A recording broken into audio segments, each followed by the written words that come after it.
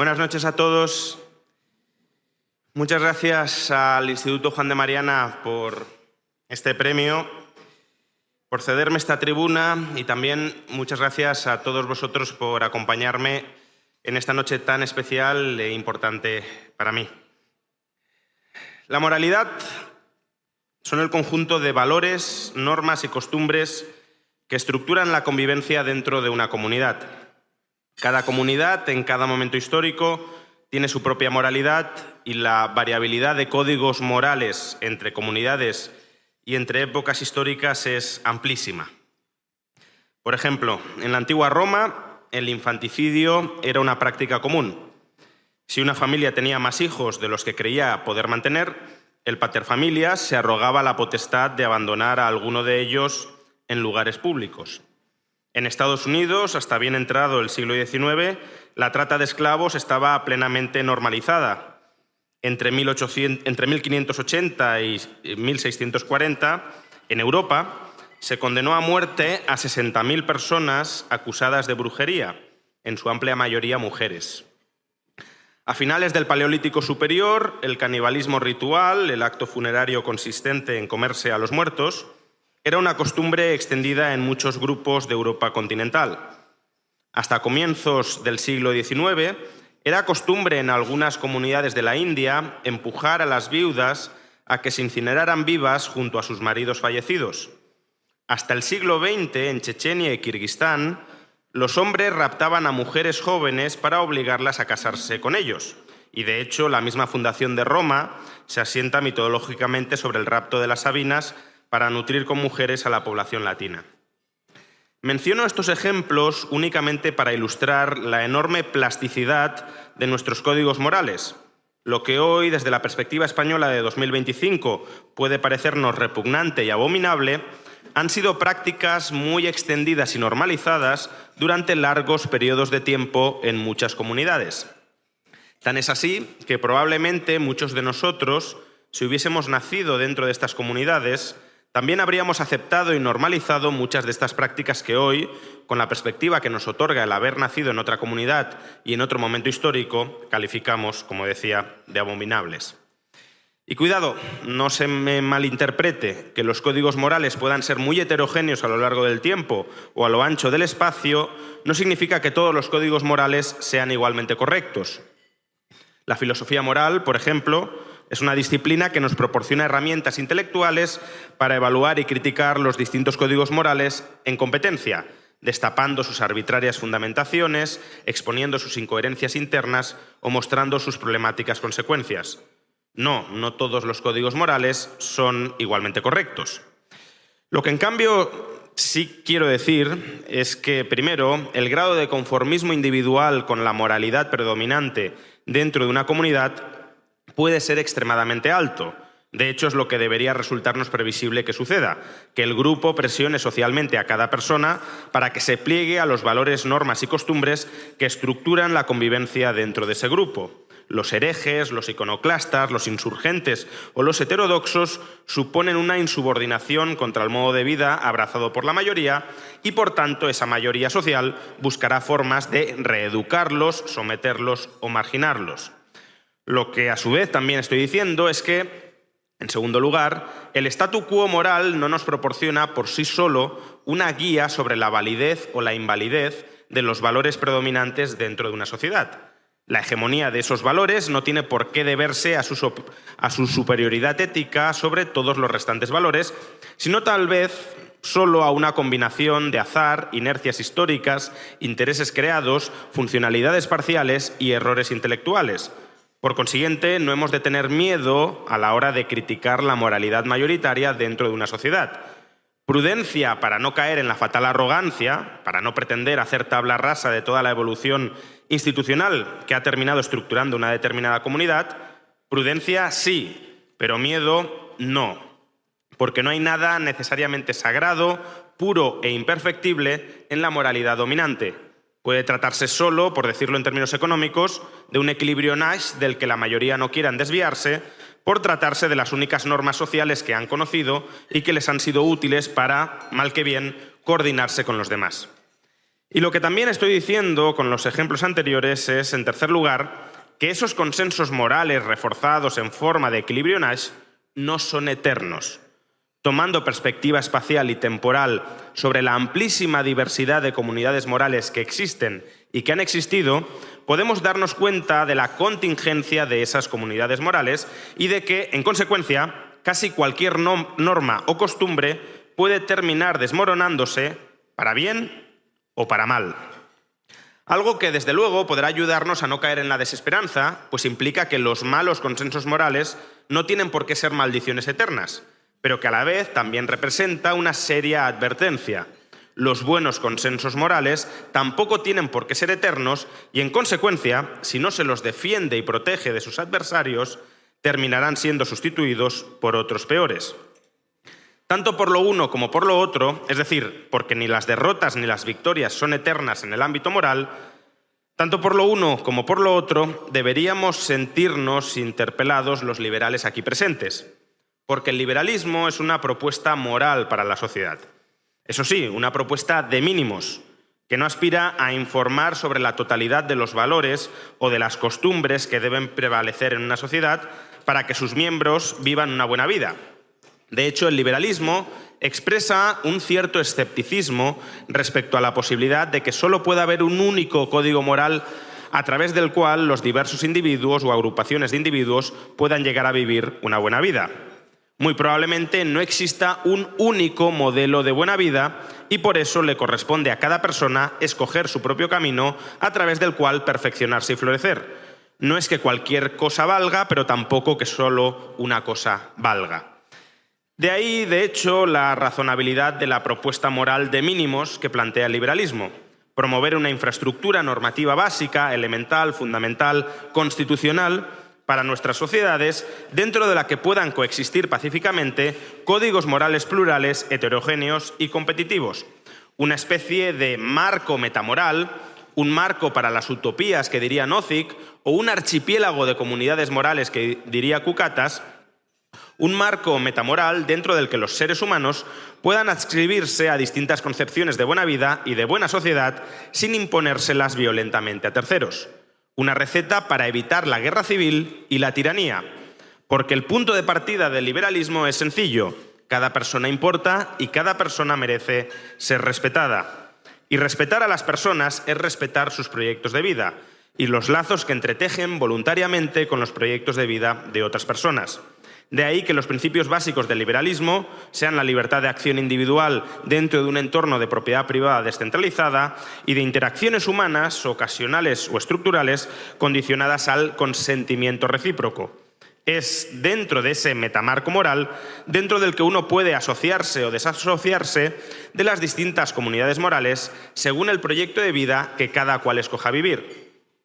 Pero, como decía, el liberalismo es una propuesta moral o metamoral para la sociedad. No es una descripción sobre cómo se organiza el mundo, sino sobre cómo nos gustaría que se organizara. Es una propuesta que desafía a los consensos morales existentes que resulten incompatibles con esos principios liberales o que defiende los consensos morales existentes que sean compatibles con esos principios liberales. Es una propuesta que, en consecuencia, es a la vez revolucionaria, pues busca socavar el statu quo moral liberticida, pero también conservadora, pues busca preservar el statu quo moral filoliberal.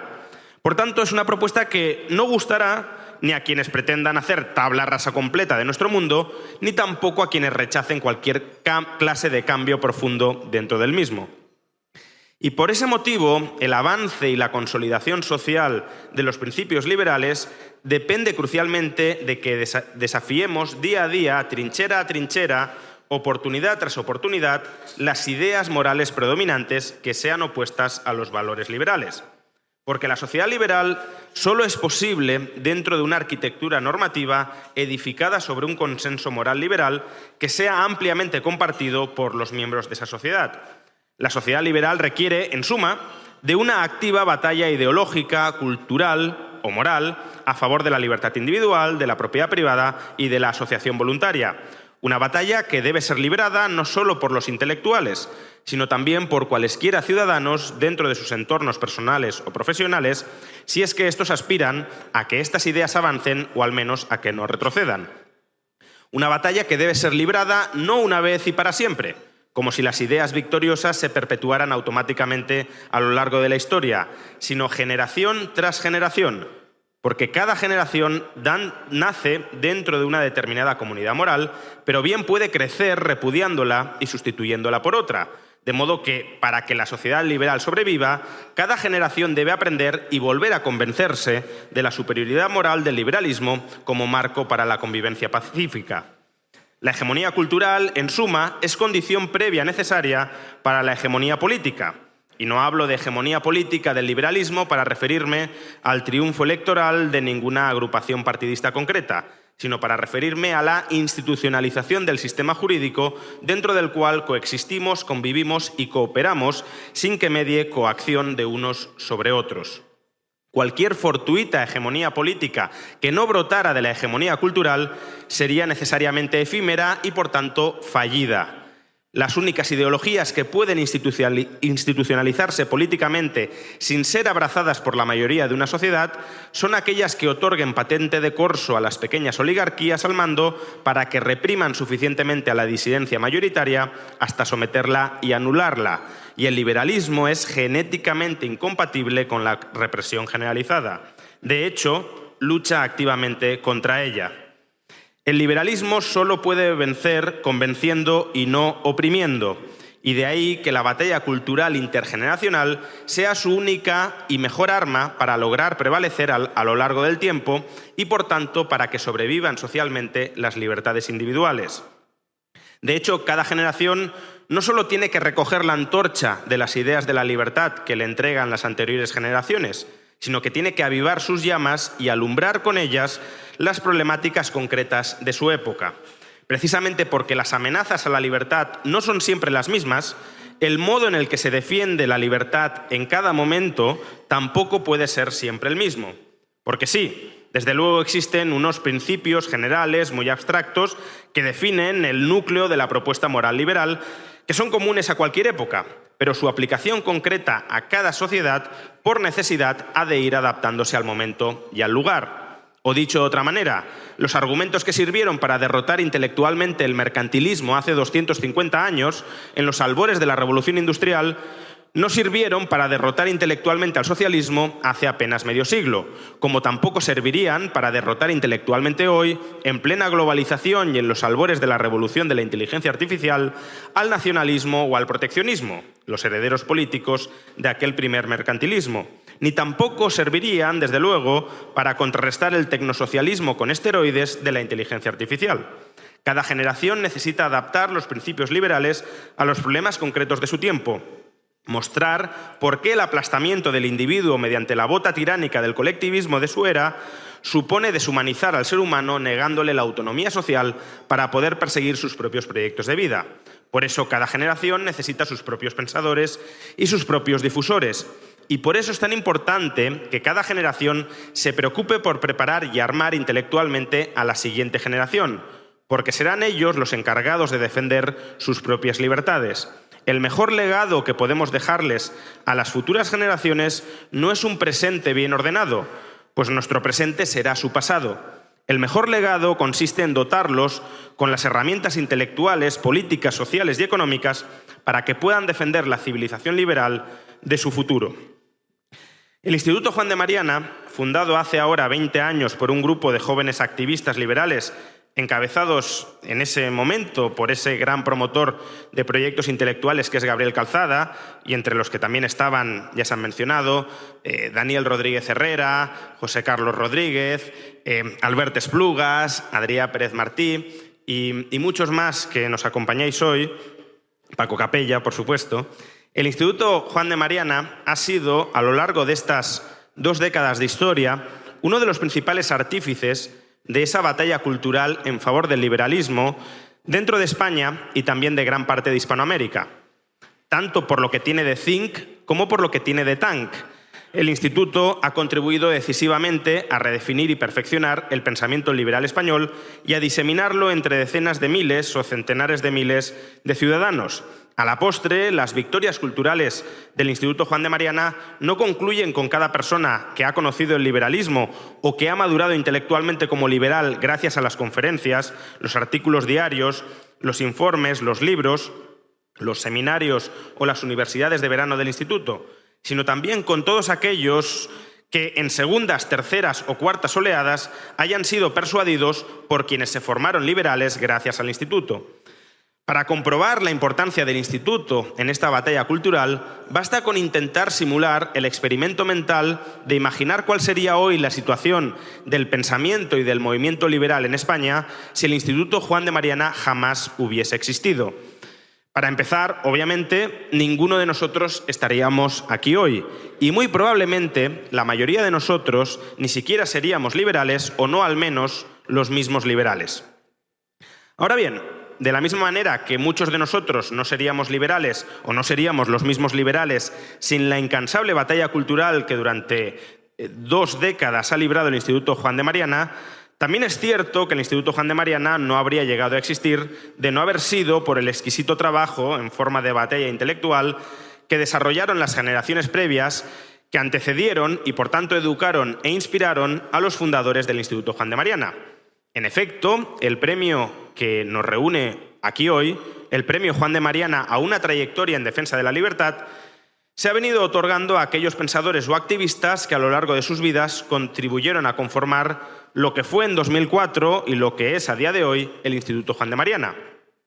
Personas como Luis Rechalviol, nuestro primer premiado, quien trajo a España la obra de la escuela austríaca y a su vez criaron intelectualmente a una de las mayores influencias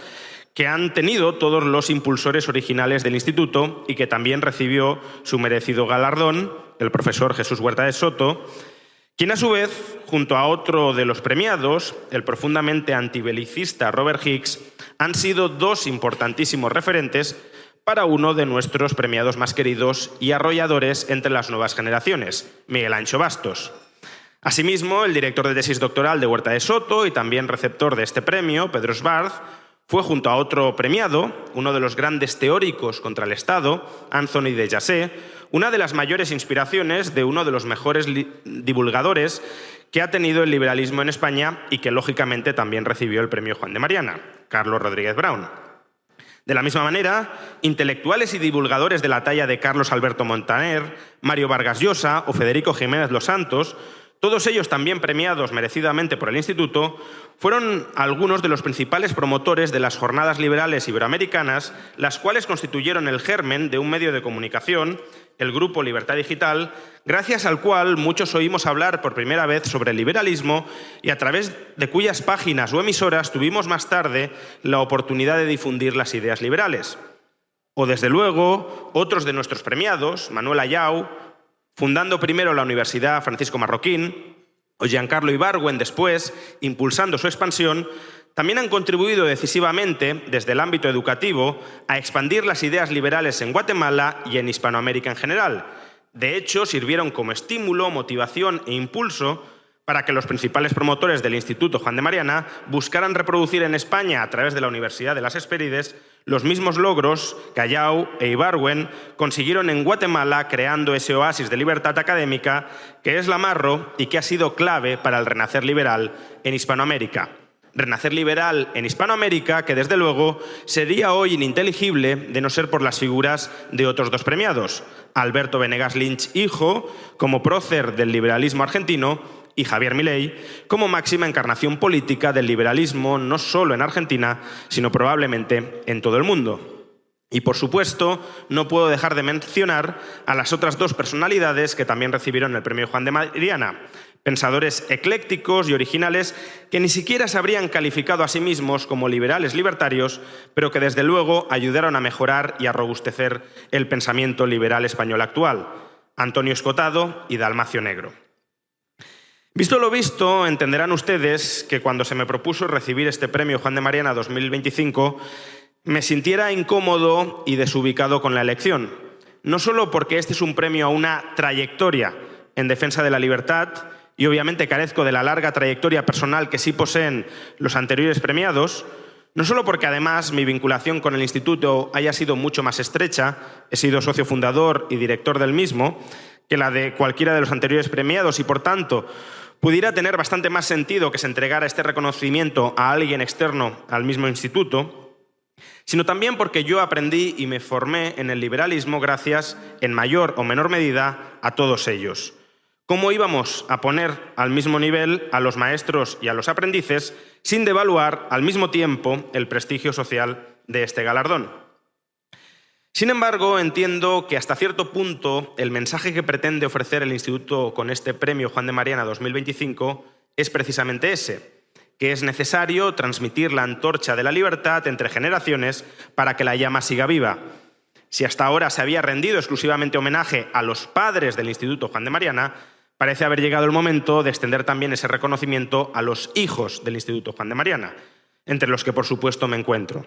Porque de hecho, bien podríamos decir que el instituto ya no solo tiene hijos, sino también nietos o bisnietos, muchos de los cuales se hallan hoy aquí presentes entre nosotros. Es decir, liberales que fueron inspirados por otros liberales, que a su vez fueron inspirados por el Instituto Juan de Mariana. Y es bueno que unos y otros reflexionemos sobre la crucial importancia de esta transmisión intergeneracional de las ideas liberales. No se trata solo de ganar el presente, sino también de ganar el futuro. Y el futuro no lo ganarán ni los premiados del pasado, ni tampoco los premiados del presente, sino los premiados que están por venir en el futuro. Ojalá esos premiados del futuro sean más numerosos y mejores que cuantos les hemos antecedido. Y ojalá este premio, a la transmisión intergeneracional del liberalismo, os anime a muchos de vosotros a librar la batalla de las ideas en el presente y a prepararos a vosotros mismos o a vuestros hijos o a vuestros nietos para seguir librando esta batalla de las ideas en el futuro. Porque aún sin liberalismo habrá futuro, pero será un futuro sin duda mucho peor para todos. Muchísimas gracias.